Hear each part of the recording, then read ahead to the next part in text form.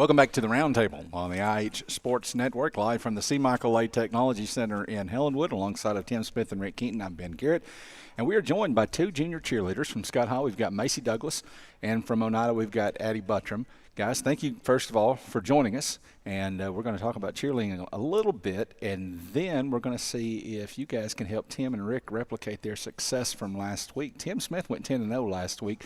And Lauren Thompson helped me. Lauren Thompson helped him. Yep. And so, Addy, not to put any pressure on you or anything, but when we pick the winners of this week's games here in a minute, there's something to live up to there. I don't know if Tim can go 10-0 for 2 consecutive weeks, so if he doesn't, we won't blame it entirely on you. But, guys, let's talk about this. First of all, I'm going to start with Macy, because, Macy, you're kind of I may be wrong, Addy. I think you've cheered the entirety of your high school career. You were a basketball player first. Yeah. And then you got into cheerleading. So what made you make that switch? I don't know. I just really always liked cheer. My mom used to cheer, and I just wanted to be different and try something else than basketball. So most moms, if they're cheerleaders, they like their daughters to kind of follow in their footsteps. Was your mom happy that you made that switch? Oh, yeah, definitely. Yeah. And by the way, we should mention that you were was it first runner-up or second runner-up at the Sevier County Fair, Fairest of the Fair? Second runner-up. So congratulations. Thank you. Let me ask you, when you're cheering, this is your second year, right? Yeah. Okay, so you've been through one full football season, one through basketball season. Do you have a preference? Football. Football? There's something different about the Friday night lights. Yeah, most definitely. And Addy, I think you've cheered all 3 years of your high school years and maybe middle school before that. Am I right? So you've been through a lot of football seasons and a lot of basketball seasons. What's your favorite, football or basketball? Football for sure. What is it that sets football apart from basketball? I don't really know. It's just more fun. Like, basketball is 2 games, and that's too much for me. I can't do 2 games. 1 game for football. Do you feel like, either one of you guys can answer this, do you feel like when you're in a football game or in a basketball game that you got like more focus on you? Because I feel like that's what I would think that way as a cheerleader. Like, there would be basketball, everybody's kind of packed in together in that gym. And do you feel that way at all, or is it just you go out there and do your thing and don't pay attention to what's around you? I mean, kinda. I don't think I really pay attention to it much, though. All right, Macy, and you guys chime in whenever you want to, but Macy, I just asked these 2 guys up here a minute ago, Toby and Sky, if they take their cues in the student section from the cheerleaders. I know by nature, your job as cheerleaders is to lead the cheers and to get the crowd into the game. Do you feel like that you help do that, or do you feel like those students are ignoring you and they need to pay you more attention? No, we most definitely do. We get them riled up for sure. Okay, so talk about that interaction, not just with the student section specifically. What's that interaction like throughout the game? They're pretty good. Yeah. Better than last year. We have a better student section than last year for sure. Now, are you giving credit to Toby and Sky at all, and Rachel? Yeah. Nah, I probably wouldn't give them too much credit. Oneida's got a good student section as well. Talk about your interaction with the Oneida kids and that student section.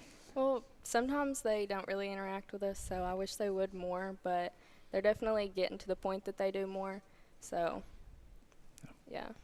So do you have any specific cheers that it's kind of a go-to cheer that you use to kind of get the crowd into the game? I mean, of course, they always do O-O-N-E with us. They really love that one, but sometimes they'll ask us to do different ones so they can do it with us. Okay. Now, Macy, Scott High's got a signature cheer too. It's the Pow Pow Pow cheer, and we've talked about this in the press box the last couple of weeks, and I meant to talk about it last week, and I forgot. Who came up with that cheer? Kim Burke. Do you know the story behind that? No, she's told me, but I don't really remember. And it's really become a crowd favorite, and it's starting to show up on T-shirts. My little son's got a T-shirt that says "Pow Pow Pow" across the front of it. It's really become the signature thing for Scott High. Do you get in trouble when you go to, let's say, the big city schools or whatever, and you walk in and you're doing a cheer about what is it, Rick? The frontier man with a gun in his hand? Yeah. The rifleman. Yeah. Did the people? Does that kind of take them aback a little bit, or no? Some people are kind of like they give us a little bit of dirty looks, but I could see that. Yeah, and I like that cheer, by the way. Me I love too. it. It's just very catchy. All right, you guys got anything to add, or you want to jump into this? I want to ask a question. Of course, for Scott High, Oneida had it last week. That was their homecoming week. This is their homecoming week. But in a typical week leading up to a football game, what's your favorite part of the week? Just getting to that point on Friday night. Is it practicing with your other cheerleaders? Is it doing the banners? Is it doing something different? What's your favorite part of the week? I'd have to say practicing and getting ready for the game, coming up with new dances and new cheers to do. That's probably my favorite part. Okay.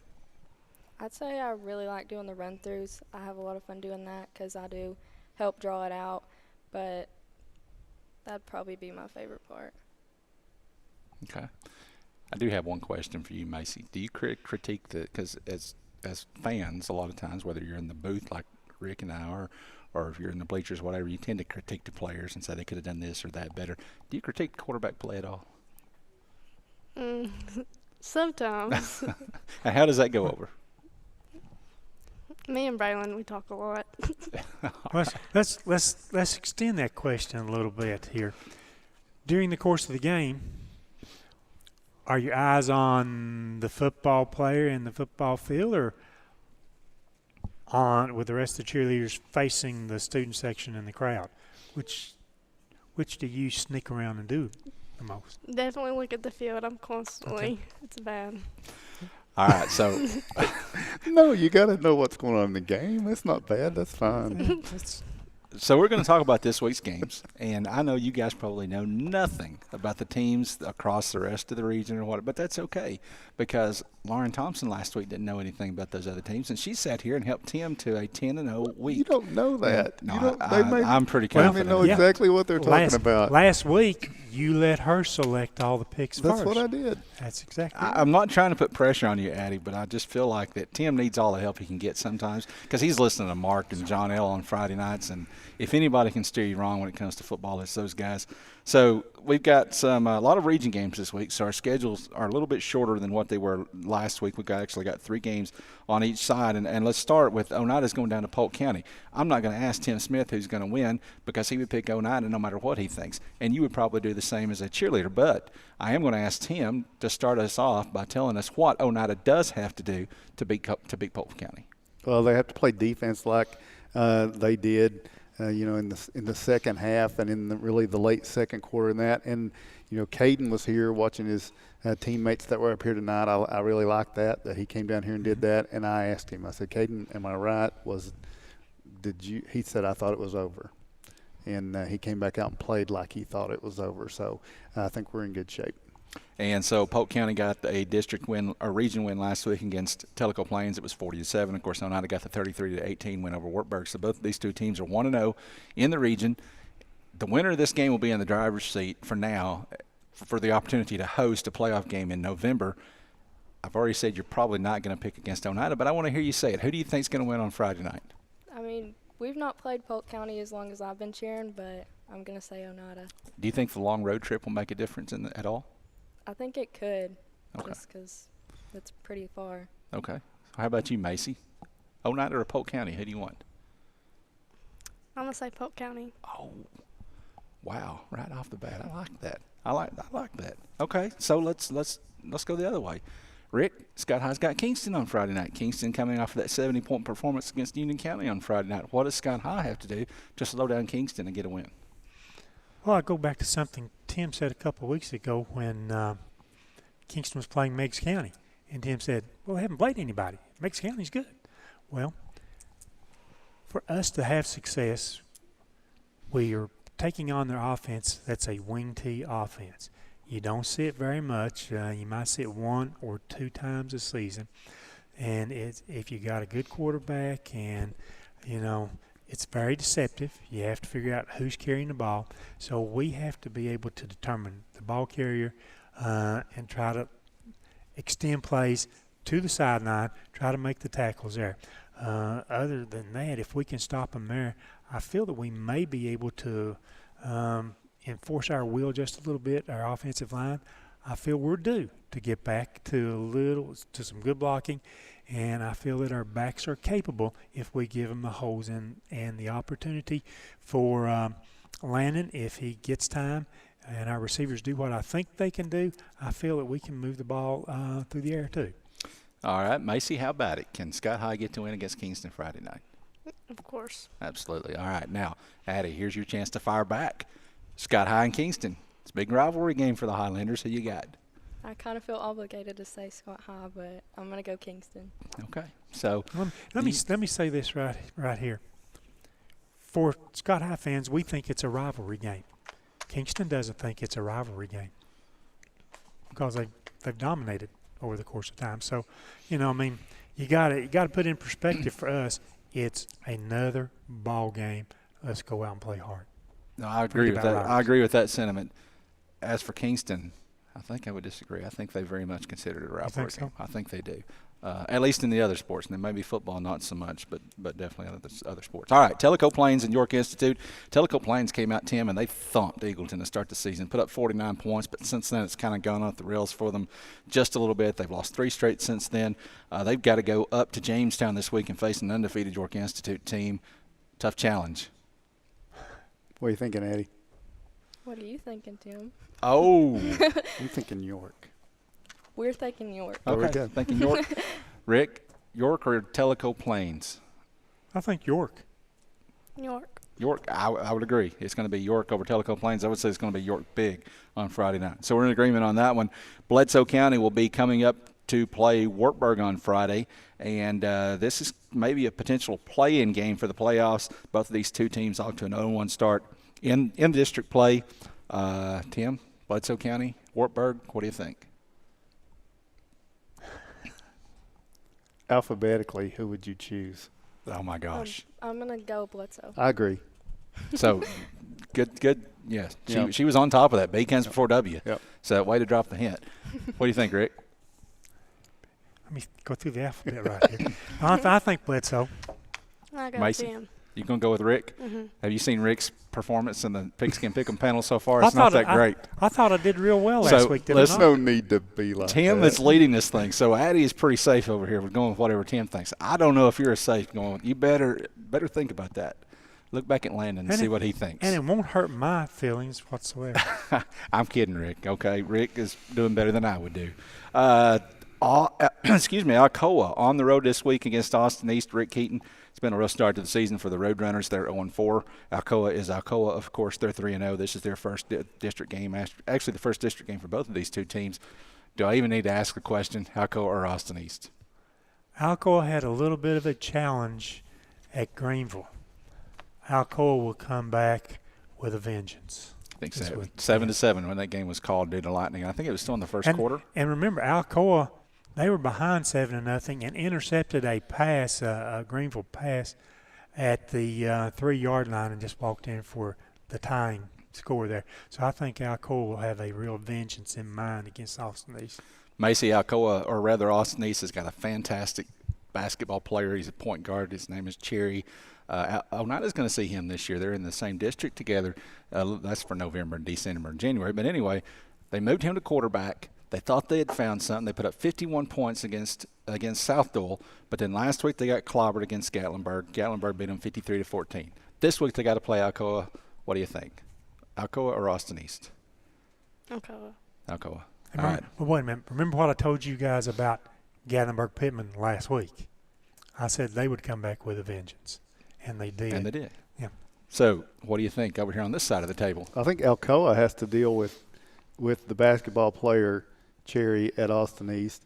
And so Austin East better not run him too much because Alcoa may decide to take care of their basketball season too. Who do you think, Addy? I'm going Alcoa. Yes, absolutely. Alcoa. Well, all right, we're all in agreement on that one. And the last game this week is Union County at South Green, and this is not a non-region game. Union County looked okay through a couple of games. Then they ran into Kingston last week, and that was a disaster. Kingston put up 70 points on them. South Green's always tough. They're coming into this game undefeated. How do you like in that game? I think I may have picked South Green. I don't have it in front of me, but I think you did. And I'll stay with that. So. All right, how about it, Macy? Can Union County get a win, or is it going to be South Green? South Green. South Green. How about this side of the table? South Green. South Green. South Green. I would agree with you all again. Lock it in. Yeah, Lock we're it all in. in agreement on most of these. All right, last one. Now, this is not a high school game, but this is a big game. Tennessee on Saturday goes down to Florida. We all know Tennessee struggled against Austin East, but Florida's not got the greatest team they've ever had either. What do you guys think? I'm going to start with the cheerleaders on this one.